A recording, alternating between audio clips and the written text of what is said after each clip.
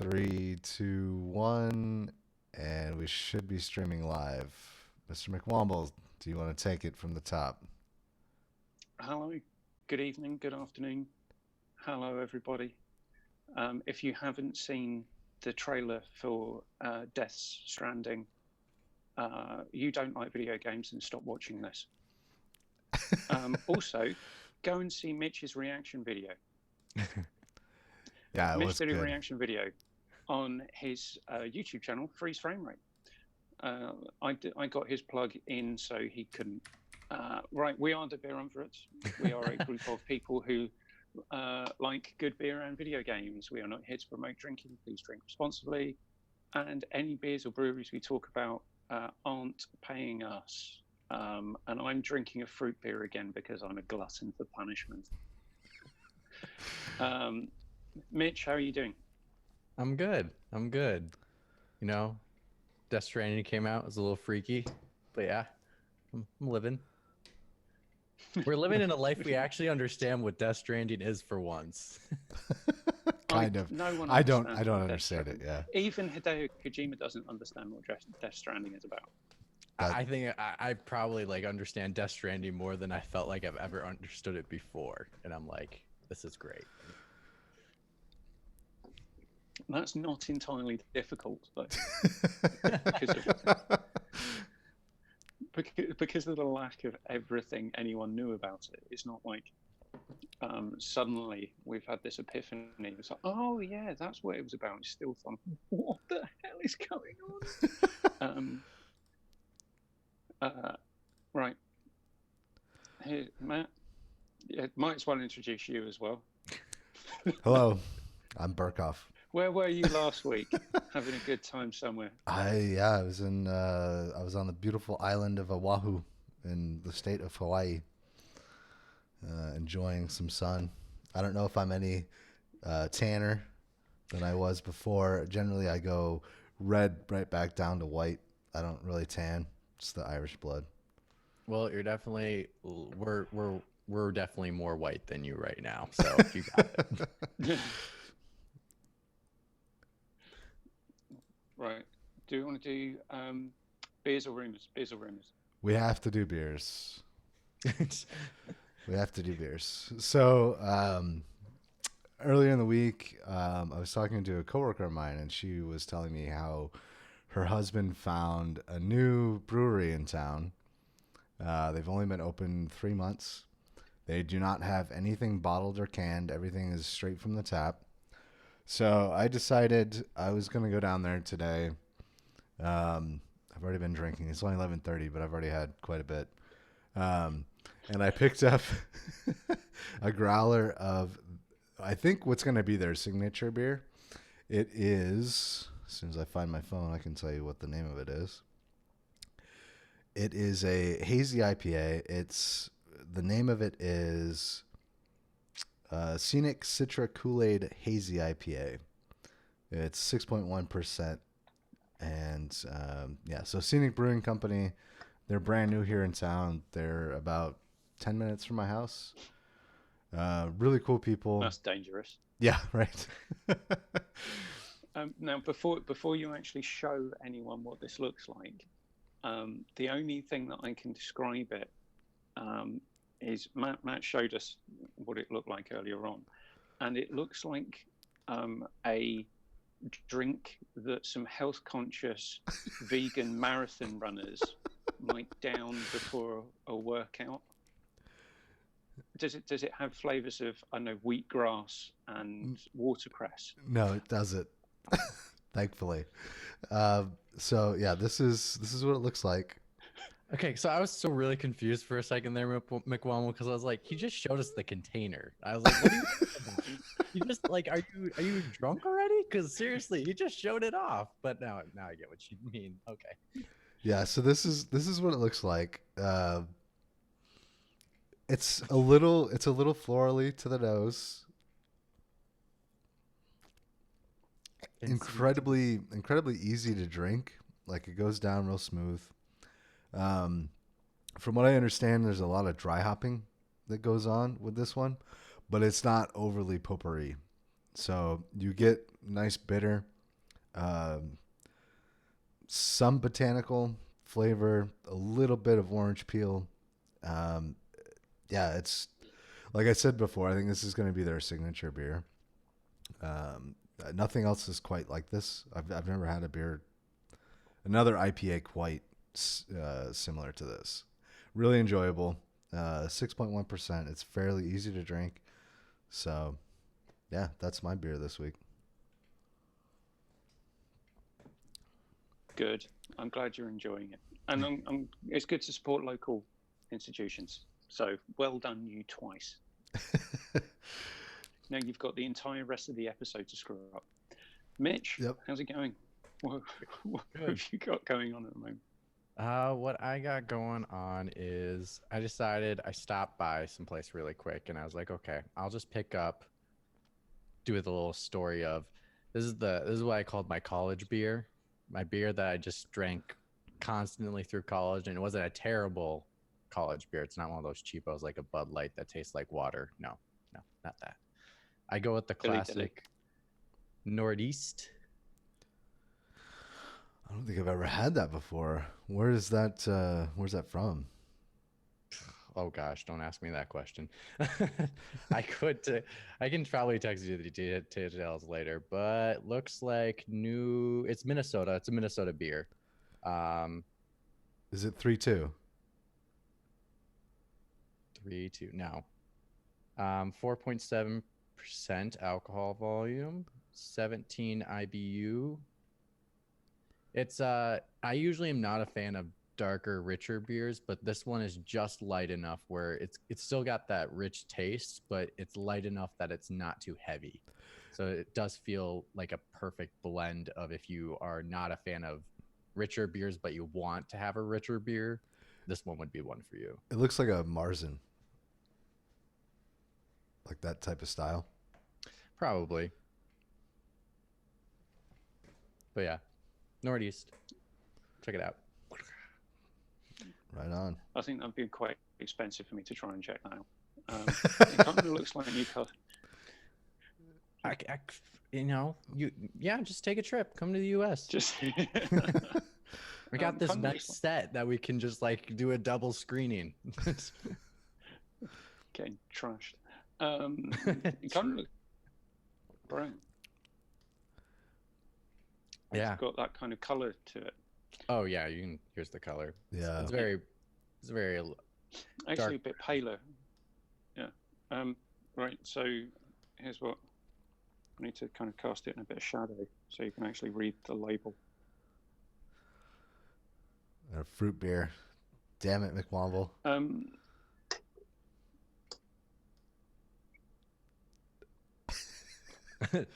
And here's his review.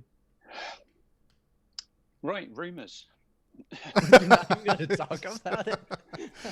It's a mango beer. It might not be worth talking about.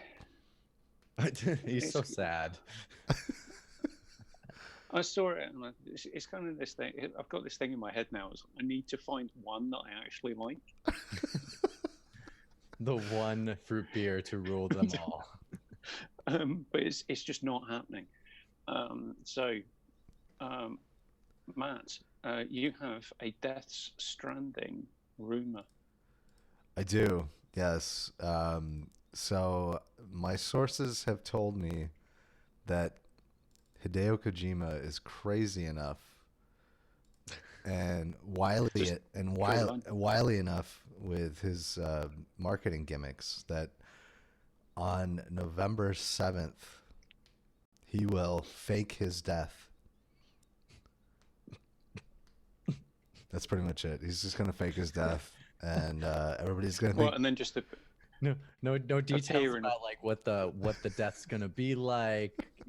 Well, it's definitely gonna be a death that is stranding somewhere, and he may appear in the game at some point in time. And as soon as the person that finds him in the game, he'll come back and say, "Oh, it was all a ruse." You know what he's actually gonna say? He'll say, "I'm back."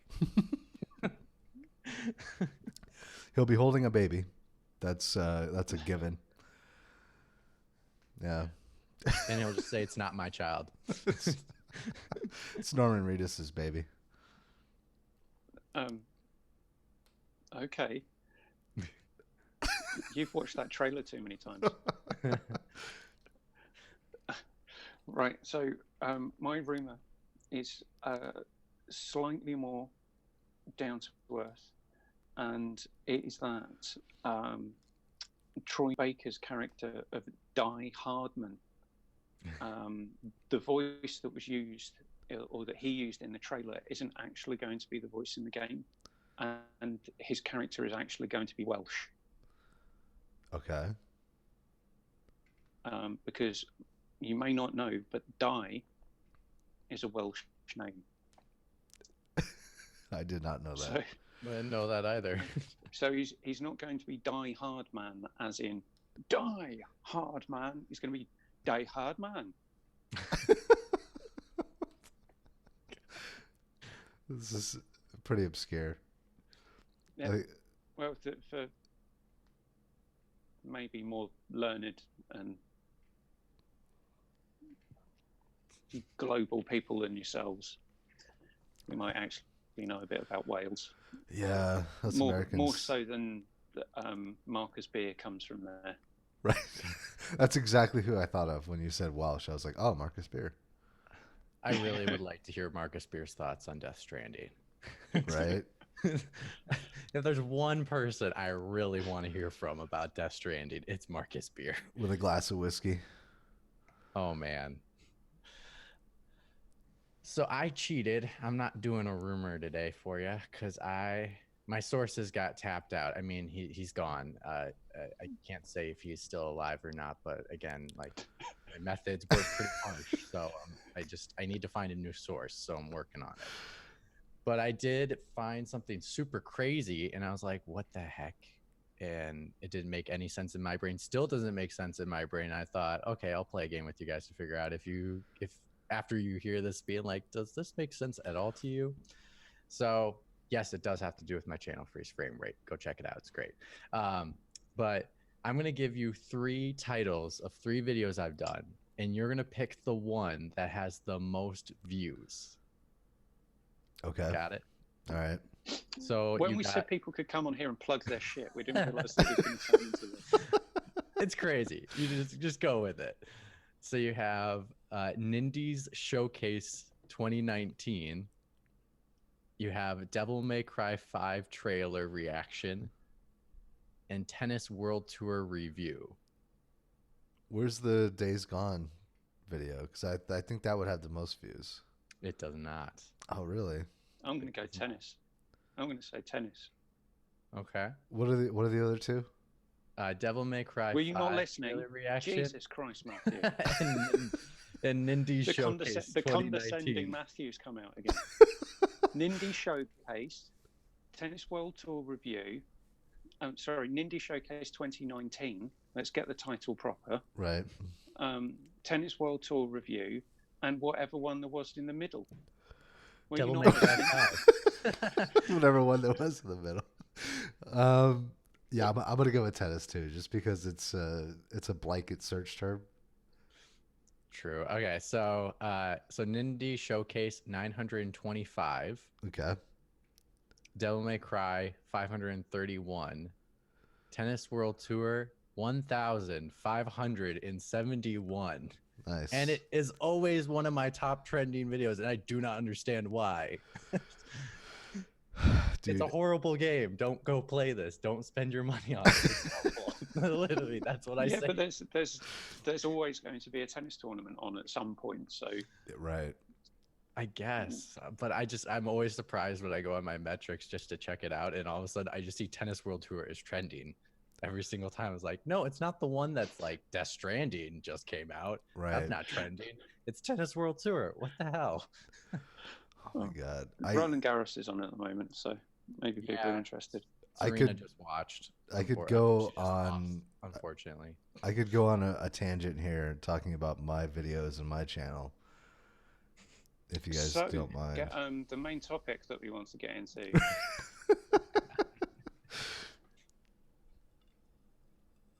We can talk about drunk play some other time. Right. No, but all right. So I uploaded a video simply for posterity's sake, Okay. and it was a copy of Cassidy Pope singing one of Blake Shelton's songs on The Voice.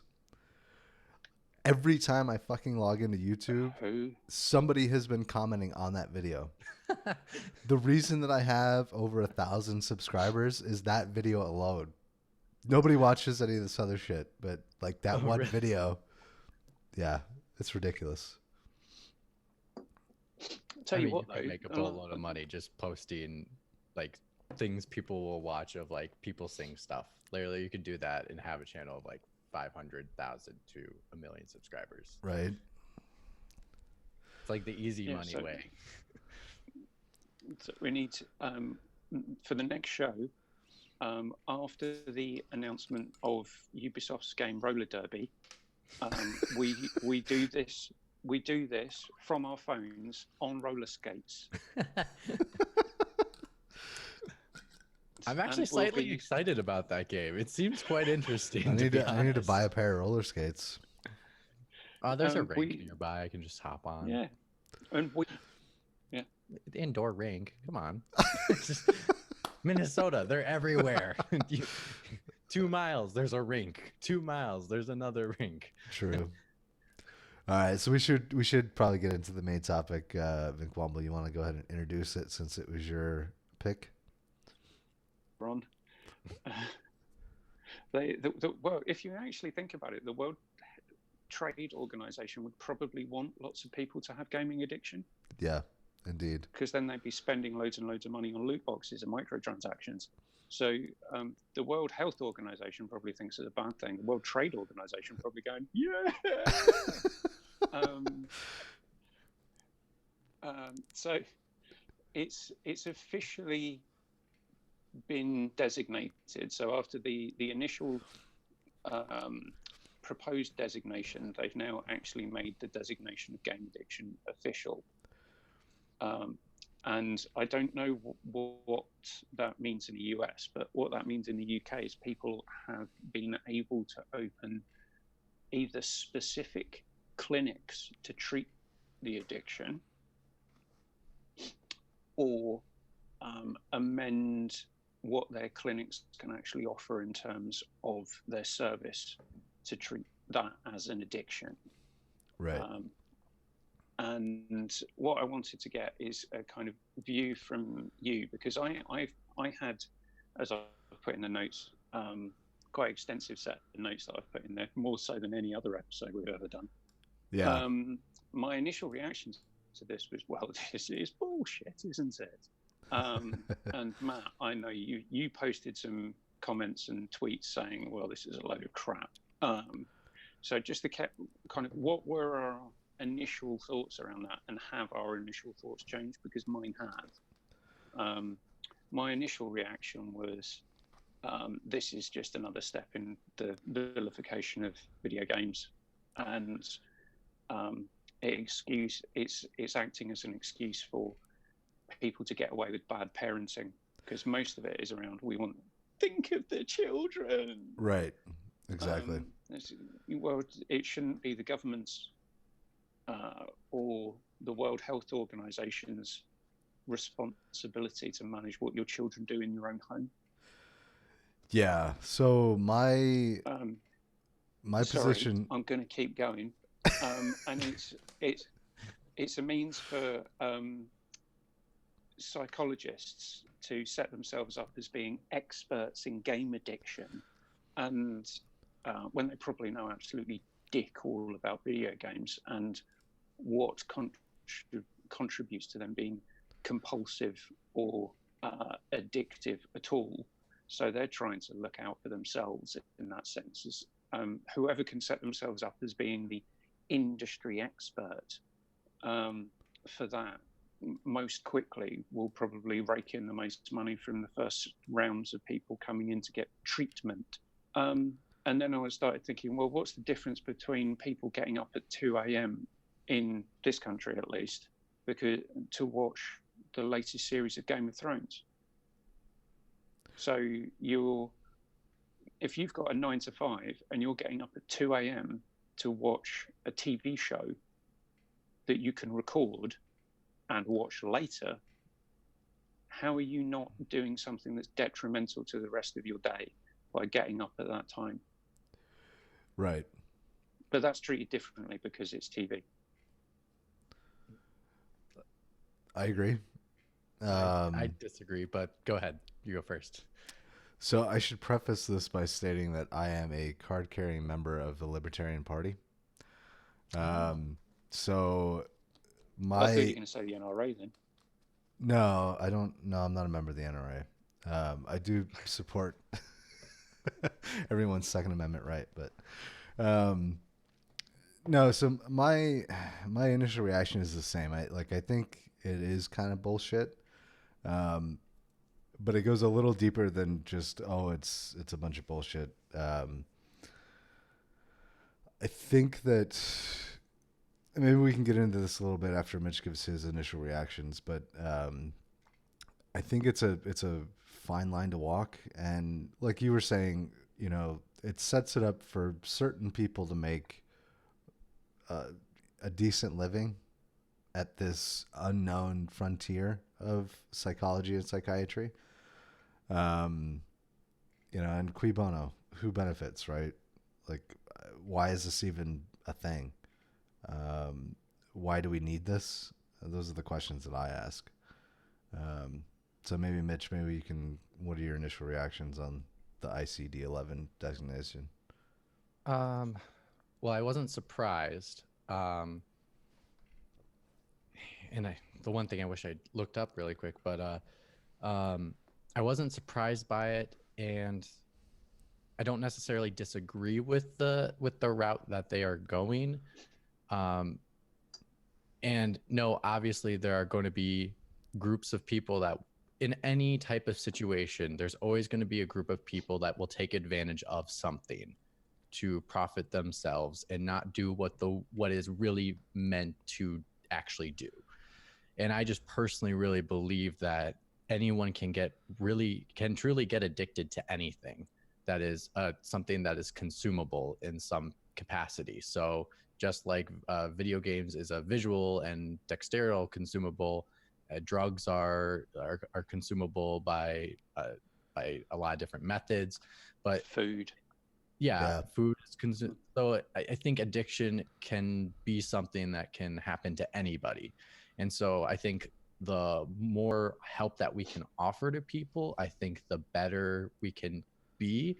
Obviously, there are not going to be experts initially in this field because no one has really, not very many people have treated people for these types of things, including something like game addiction. So there's going to be time for people to learn and be able to try things and be able to, learn the craft to be able to help others. I think it's always for the better in the end. And I think the difference, McWomble, between the Game of Thrones, your example with like Game of Thrones and watching it at 2 a.m. I think there's a significant difference in that.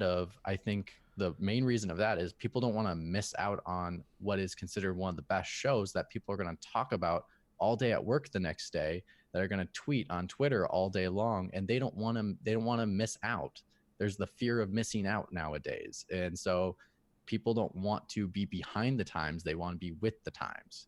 And so I think that's not necessarily, there might be an addiction to necessarily just being current. That could possibly be, but I think any person can get addicted to anything. And so the more exposure we can to help people and allow opportunity to help people, I think is for the best. Obviously, again, people are going to take advantage of this, and that's unfortunate, but I'd rather have the help be there and someone actually can get the help than not have the help there at all for them to get the help they actually need. Yeah. So following on from kind of my initial thoughts, and I agree with you, Mitch. So that was my initial view. I haven't changed it just because you said so. let's just point that out. So there is a difference between games and other forms of media, which is that there is that interactive element. So it's unlikely that someone would get addicted to television programs, because all you're doing is kind of turning it on and watching. So there would need to be something else happening there for that person to affect their life in a way that a form of addiction would. There would need to be something else going on. But because of the fact that games are interactive and have a mechanic built in to make you want to keep playing.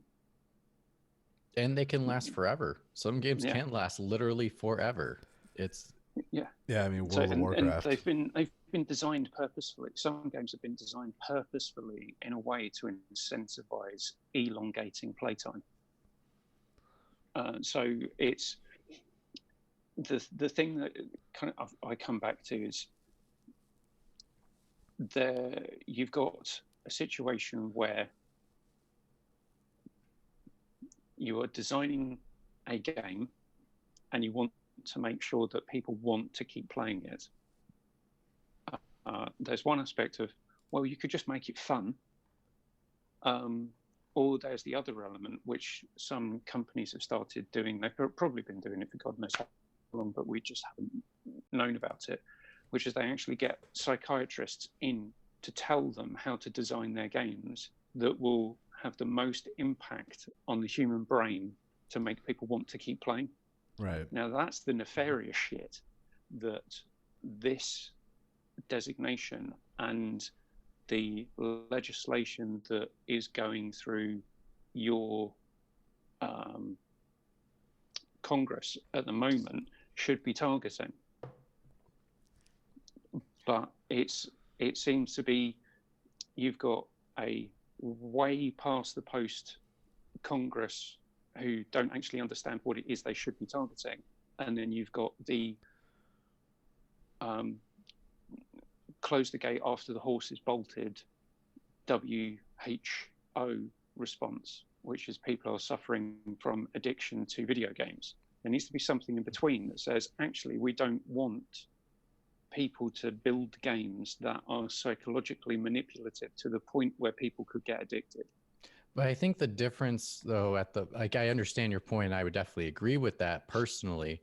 But in the United States specifically, I could use the example of cigarettes. Cigarettes are made, like, the government does not stop companies from saying, hey, take nicotine out of your cigarettes. They just create barriers to make it less incentivized to buy cigarettes. So they either put a tax on them, and so now they're like 10, at least in Minnesota, they're like $10 a pop. But I just don't see the United States doing that specifically because of the example of cigarettes, where they're not going to, well, and part of it is that, I guess we're getting a little political, is, obviously we can get political. It's impossible not to be political on this topic. I guess the honestly, the businesses have the congressmen, a lot of them, in their back pockets. So it's not a thing that will change without getting money out of Congress. So it's just, I don't see them could ever go that route because of the example of cigarettes. They still sell cigarettes. They're still addictive. They tell them not to, but they can't force them not to do that. It's just up to the company to do what's right. But obviously, because going back to the point I was making, I don't necessarily agree with what these people are doing. There was a Korean couple who got addicted to playing a specific MMO that... Why are you shaking your head and drinking your grass water? Go ahead and continue. I apologize for my... Because they got addicted to playing an MMO and they neglected their 3-year-old child, and the child died. Right. Now, that wasn't the fault of the game. That was the fault of them as individuals choosing to neglect their child. Right. The interesting thing about it, though, is that the family are suing the Chinese game developer for making the game addictive. Yeah, I mean... So I don't think they'll get anywhere with their suit, but I just thought it was interesting that they have actually said, well, they've taken the point of view is they don't want to blame their children for their granddaughter's death, but rather they would shift that blame onto the company who actually made the game. But it is interesting that the fact that these people are actually seeing that you have purposefully gone out of your way to make a game that is designed by default to incentivize long periods of continuous play, which can affect people's sleep habits, attention spans, and daily lives. Now, I've got no sympathy for that couple. They should be in prison. What they did was abhorrent. But I do think it's interesting that it's kind of become a bit of a test case in one sense, because it's still going through the courts around, can a games company be responsible for the actions or inactions of the people playing the game? Right. The one point that I wanted to make is it really the game itself, or is it more indicative of another deep-seated behavioral issue? Right. So this couple had an issue playing this game, but if that game didn't exist, wouldn't their behavior have translated to something else that may have caused the death of their child? I don't think that it's necessarily games that are causing this. I think that there are underlying behavioral issues that need to be addressed.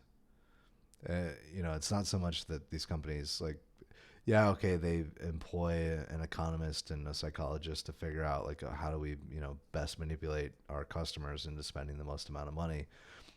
That's fine, I think, as long as that information. That's fucking nefarious. I don't want someone thinking about how they can manipulate me into trying to spend money. But as long as that information is readily available, I think that's where governments could step in. Is okay, just as long as you make this shit readily known and available, that's fine. Let people make their own decisions.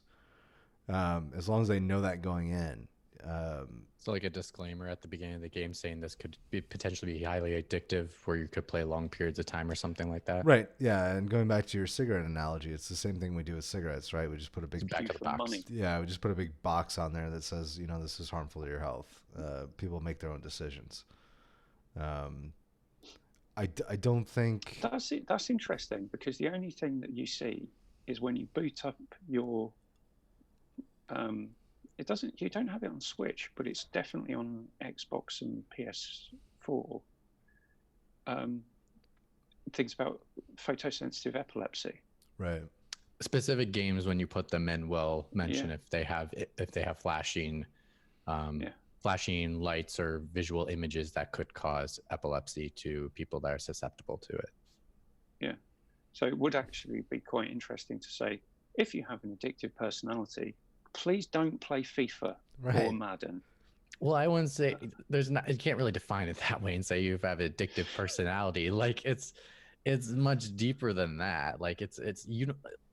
One game could not cause you to be addicted to it, but another game could. It's a complete there's so many variables of understanding of how addiction actually works and what is the underlying issues in regards to creating your own addiction in that aspect. And so it's really tricky. I don't think you can blame the game company. And again, I'm with you personally, McWomble. I hate that companies do that. But to the way the world is currently, there's no way to hold them to that standard to say, no, you can't hire a psychologist, because you know what? They just might have one come in the side, and all of a sudden no one knows that they talk to a psychologist on the side. And say you just hire a consultant, and so you don't call them a consultant psychiatrist, you just call them a consultant. But I don't have issue with people should or shouldn't be able to do it. I just don't like it.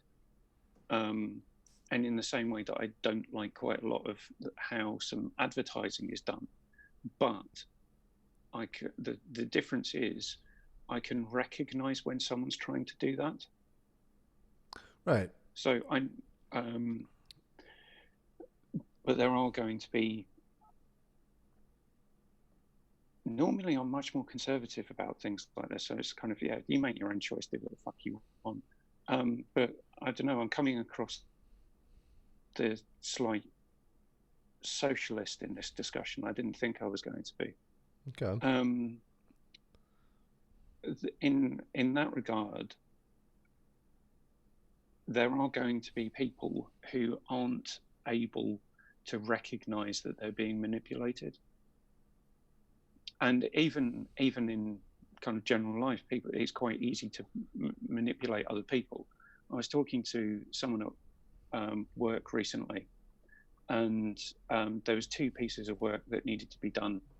And he sat down with the other person. So one was leading on one part of the work, the other person was leading on the other, but they kind of overlapped. And he just sat down, but they were having a chat, and he was saying, "Oh, so would you be happy to do this if I do this?" And so, "Oh, yeah, great." And then he realised after the conversation had ended, he'd come away with 60% of the work for 50% of the fee.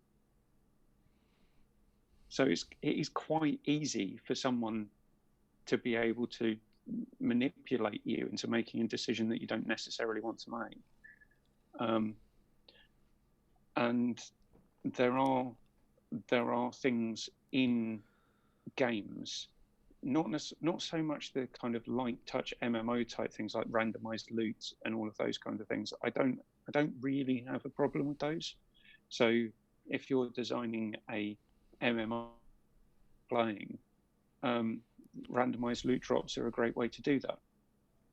Having it as a really clear social platform as well, so you can interact with people whilst you're playing, you don't really have a problem with that. The thing that I specifically have a problem with is the elements that I wouldn't actually cover under game addiction. I would cover them under gambling addiction. I'm going to start bashing EA in about 2 minutes. All right, so getting back to the designation, the ICD-11, specifically gaming disorder.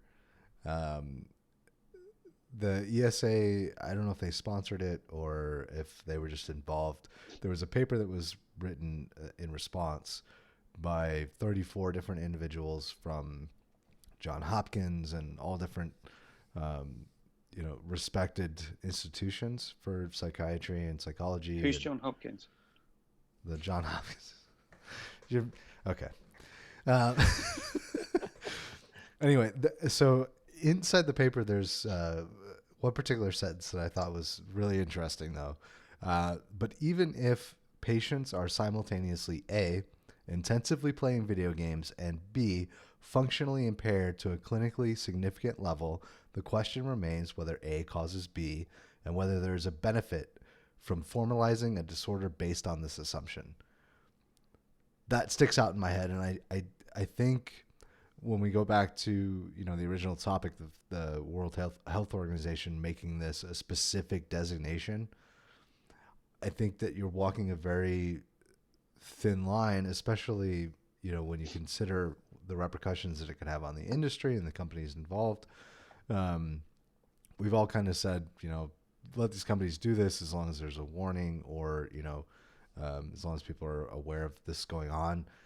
As soon as you open the door to this causes this type of disorder, and it's not being clearly delineated that maybe there's underlying issues that people have and their tendencies and their specific behavioral actions maybe cause them to do this more than others. That's where I have the issue, I think. And well, it boils down to something. When I studied a science degree, or when I was at university, and whilst it was a long time ago now, there was one thing that came up whilst I was studying, which was called the Campaign for Real Science. Okay. And it kind of links onto the point that you're making, which is basically, at a very simplistic level, if you are a grower of broccoli, you pay a university to do a study to say that broccoli has loads and loads of antioxidants and therefore could prevent you from getting cancer. If you happen to grow carrots, you may want to pay the same university or a different university a equal amount of money to say that actually carrots are better than broccoli, or if you eat too much broccoli, you're actually going to get cancer. Right. So you need to understand in all of these instances, what are the motivations behind the people who are coming up with this? Right. Yeah. Cui bono.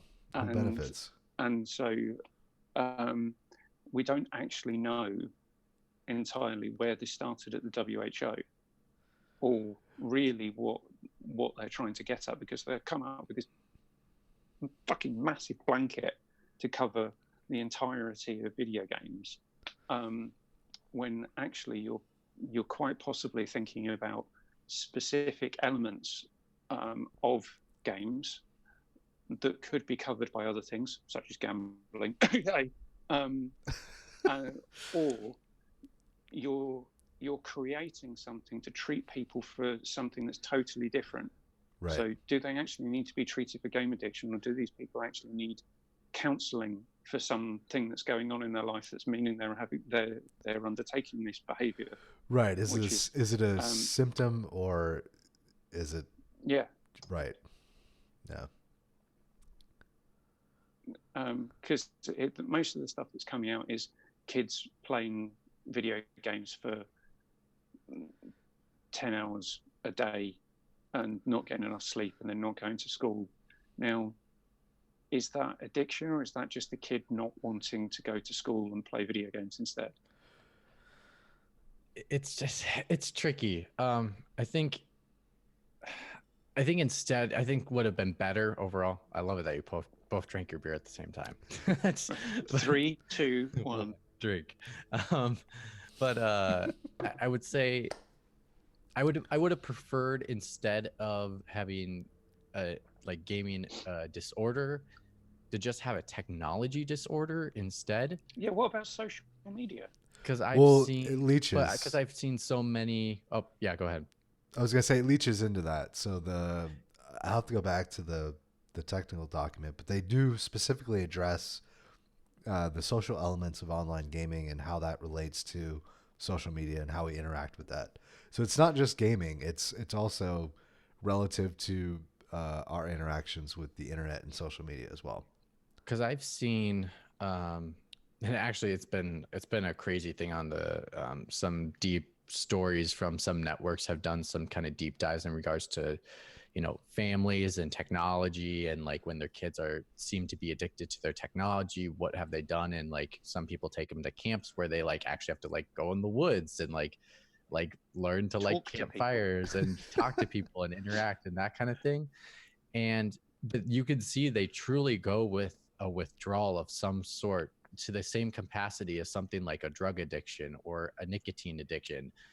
So if that is having that kind of lasting effect when that is taken away from them, then I think there is merit to it, because there is true addiction to the actual thing that is in front of them. Like, may most people not have an actual video game addiction? Probably not.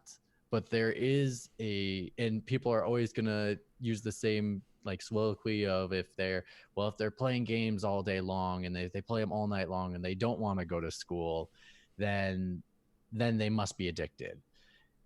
I think they'll find a way to, with this rule, to really figure out what's the true way to diagnose it. And obviously in the beginning, it's going to be a struggle, because probably some people that are going to be diagnosed are probably not have an actual gaming addiction. They just rather do that than something else.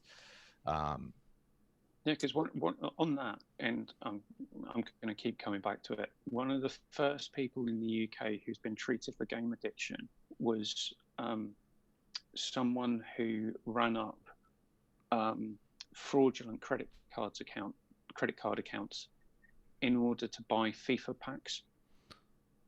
Yeah. Now, I wouldn't necessarily say they had a game addiction. I'd say they had a gambling addiction, because they weren't actually playing the game.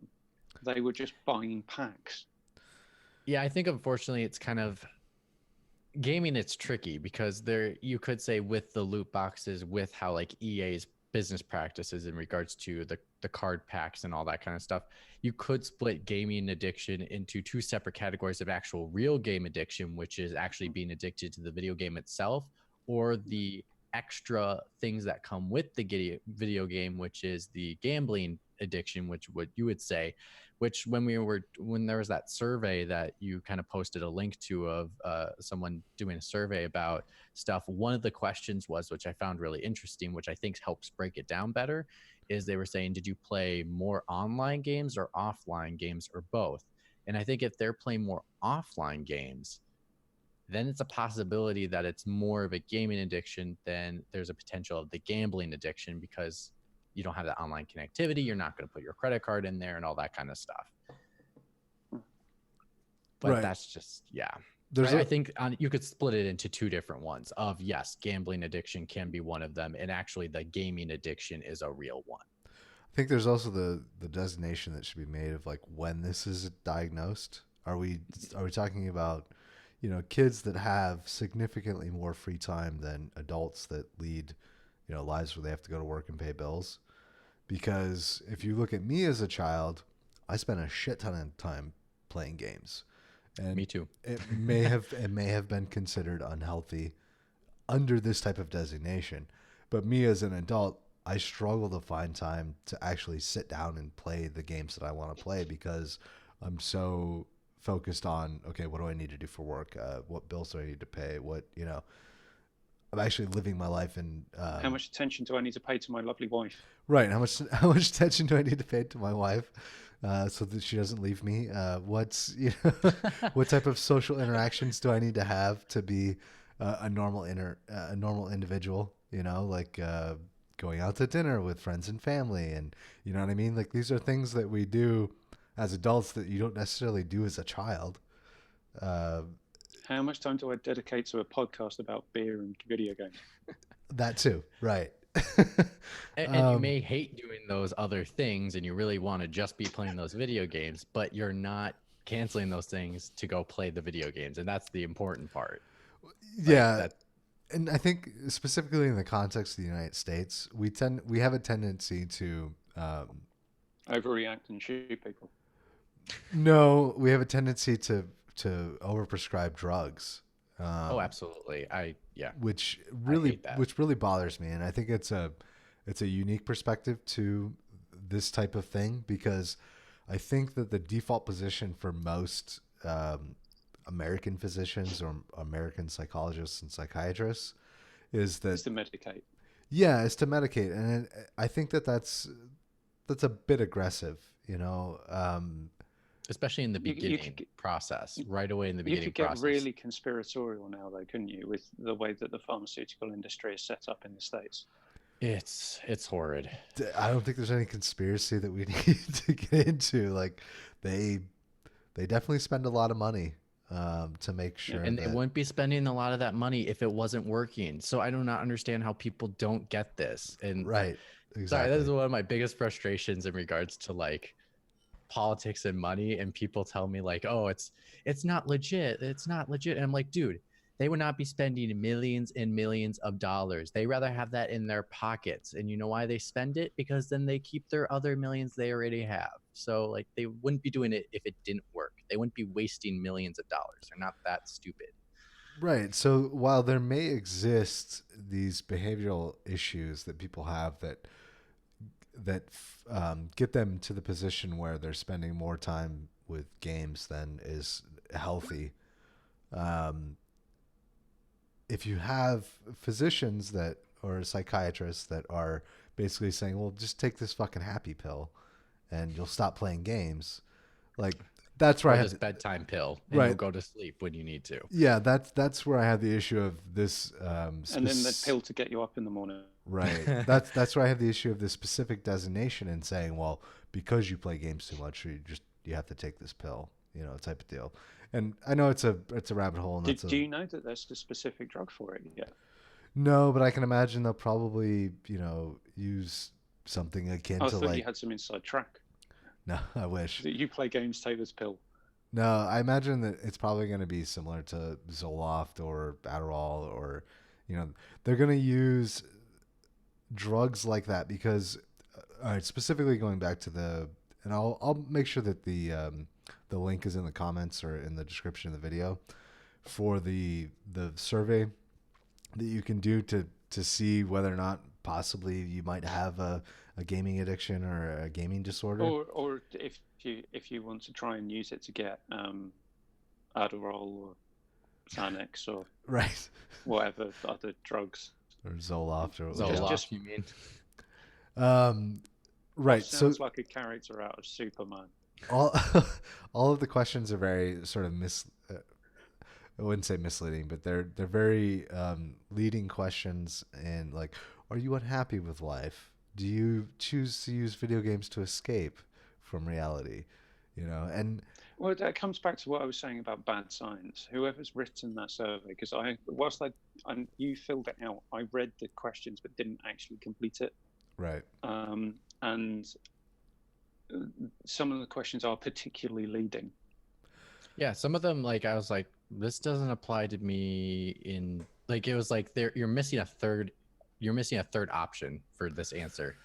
Yeah, there was like some leading stuff me in a that. direction I didn't want to go, because I was like, this is not what is actually happening to me. Yeah, so it smacks of whoever's written the survey as starting with a hypothesis that they want to prove. Mm-hmm. But do you not see a situation where that's going to happen for psychiatrists? Oh, of course it is, because it's going back to my previous thing about, well, this is a designated disorder now, so therefore it must be real. Therefore, there must be people out there with it. Therefore, we must go and find them, because we must be able to get to see them, because we must be able to charge them for having treatment. I think in the United States it'll be a big issue in regards to pharmaceutical drugs. I'm not sure how bad it is in other countries. I'm thinking it's not as. It seems to be a lot worse here in regards to the power in the pharmaceutical companies have in regards to policy, procedure, and everything in the United States compared to other countries. But yeah, it's straight. I think also another thing is people are becoming more aware. So people are more tend to, when doctors say, hey, I would like you to take this drug, they'll question it a lot more, which is better than what we're currently at. But again, for every one that questions, probably 4 of them are going to be taking the pill regardless and not ask the question of. So it's trying to get us away from kind of medical issues. How seriously do we think the games industry should take this? Starting with Mitch. At the moment, I don't think they should take this very seriously at all. Because the only reason I say that is because this thing is 2 years out from being implemented. And so a lot can happen in 2 years. They could go back and change their minds on this before those 2 years start. So I think until it starts happening and they see how this is actually affecting, the company itself, whether there's statistics out there to say like these many people checked in for gaming addiction, or these many people have been diagnosed. I think until those numbers really come out, you can't expect a company to react to it. I think they'll have plans in mind, but I don't expect them to change. I don't know how they get ahead of it. I mean, the disclaimer they could put in the front, but I think they don't want to make it. I don't think they want to advertise it until it's really an issue. So again, that's why I think they'll wait. So I don't see anything happening for at least 2 years until this actually goes through. Because again, something could change. Matt, I think they take it very seriously. But then again, I work in compliance in an unrelated industry. But I know how this stuff works. This is going through. These companies should take it seriously. They should start implementing measures right now to have warnings at the beginning of the games. They should start implementing features in the games where if you're buying loot boxes and these things, because other countries have already started to legislate it, because we've had U.S. senators that have said they're going to start to look at this stuff. You buy 2 or 3 loot boxes, a dialogue box pops up and says, "Hey, this is how much you've spent on this game thus far. We're just letting you know. Would you like to continue?" Yes. Um, I think these are the things that they need to do in order to avoid serious legal penalties. I don't know how else to put it. Basically, um, if you have something like the World Health Organization putting a designation in place to say that this is a problem with people, you will then have governments across the world, across the globe, that will start building regulatory agencies to make sure that companies do what they want them to do to fit into, these certain categories and to do certain things. And if you start doing it now and spending the money to make sure that you're completely upfront about what you're doing with your game, and you're completely upfront with how this is going to affect the person that plays the game, you're less likely to run into issues of being sued or having regulatory fines down the road.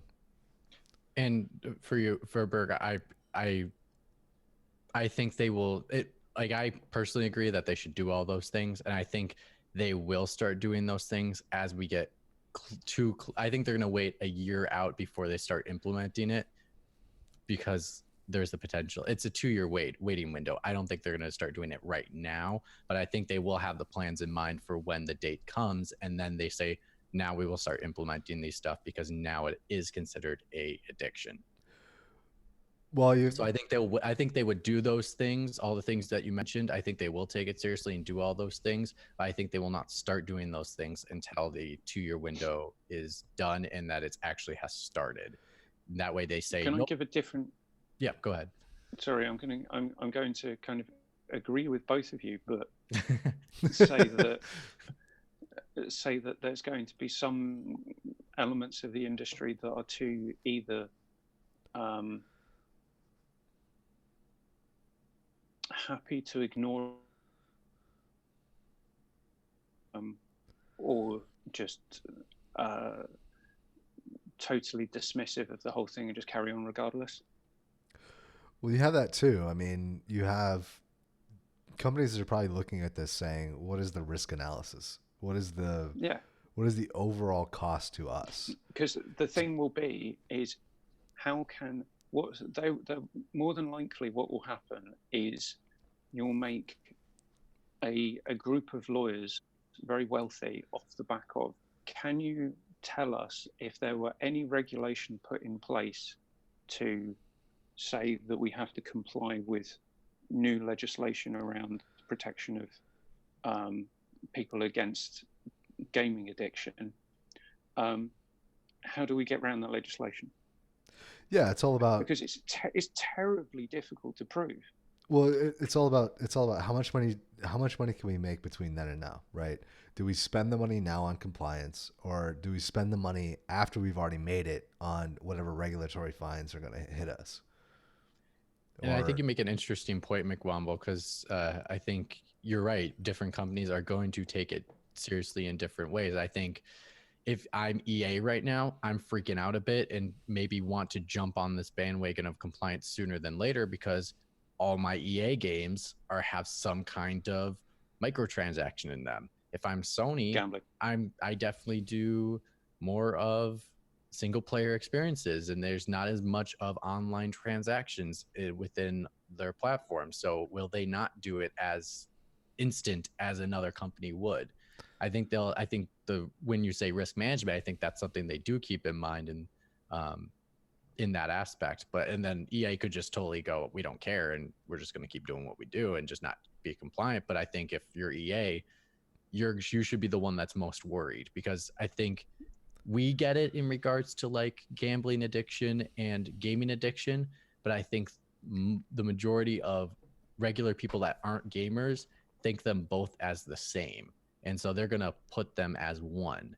And so the legislators are going to count microtransactions and getting addicted in those aspects as gaming addiction. And then they are going to hold those companies accountable for those types of things. So if I was EA, I'd be extremely worried right now, and I would be putting all those measures in right away. Yeah. I think if that was your interview for EA, I don't think you'd get the job. I mean, I've been telling you guys for weeks, I need to get in those rooms, man. Because remember the SAD and oh yeah, EA already needed to hire me for Star Wars. God damn it. Because I guarantee that they're looking at this and thinking, because if you take past experience of EA, and what they've done with Belgium, and it's just kind of, we're fighting it. All right, then.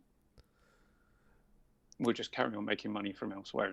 And the other tricky part is it's going to be country by country too. Like one country is going to take it more seriously than another one. The United States is probably going to take it more seriously than all the countries. Yeah, but it comes down to the lowest common denominator, right?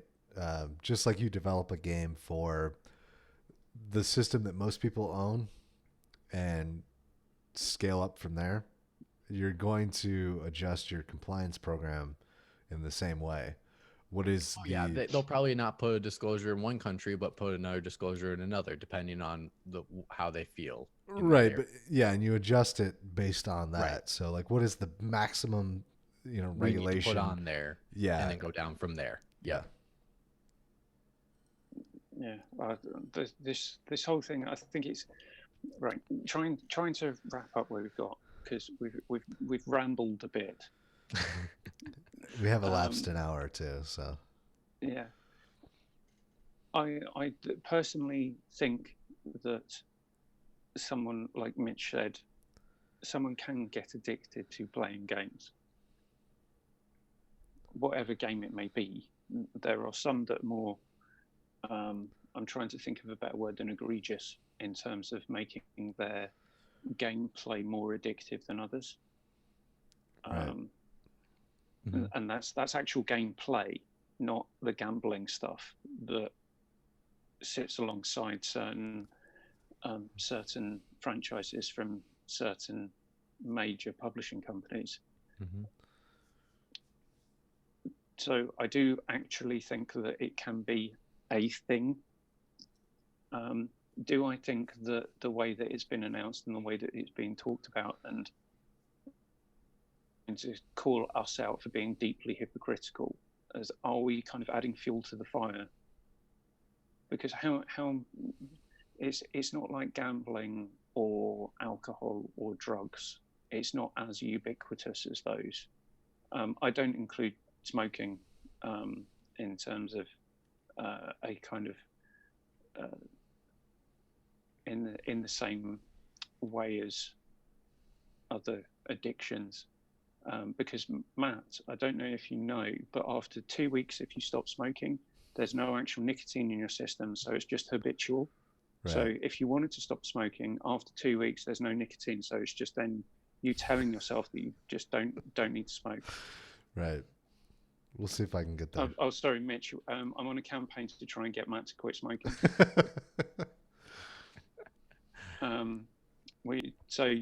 Or maybe he's addicted to video games.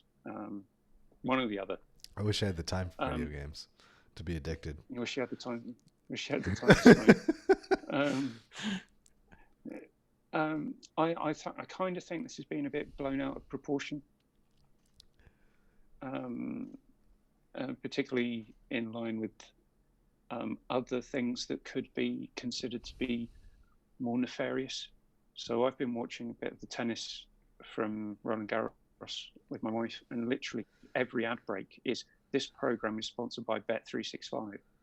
Right. So what's more likely to affect someone? Is it a advert for gambling websites every few minutes, or is it them sitting down to play 10 hours of League of Legends? It's a good point to make, and that is exactly the reason why I put slot machines behind us. Yeah. Did you actually put slot machines behind us? Because I couldn't change the photo. I did. Yes. Background, so Yeah, he did. He put slot machines behind us. All right, so gentlemen, on that note, do we have any final thoughts, or should we just leave it there? Shane Satterfield, you are not addicted to video games. Just want to be clear. You may feel that you way, have a job, but you are not.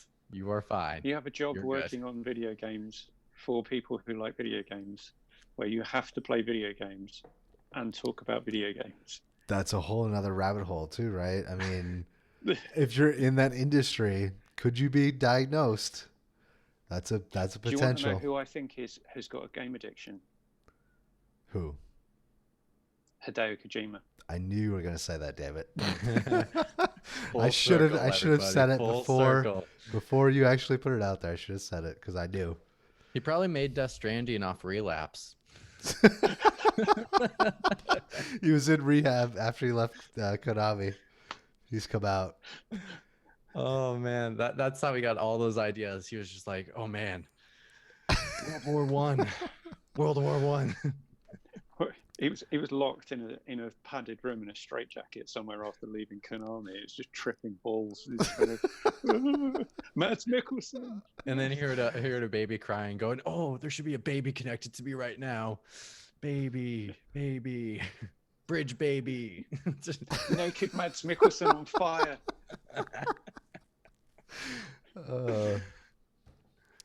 And on that note, gentlemen, the Beerumverate, I think, is done.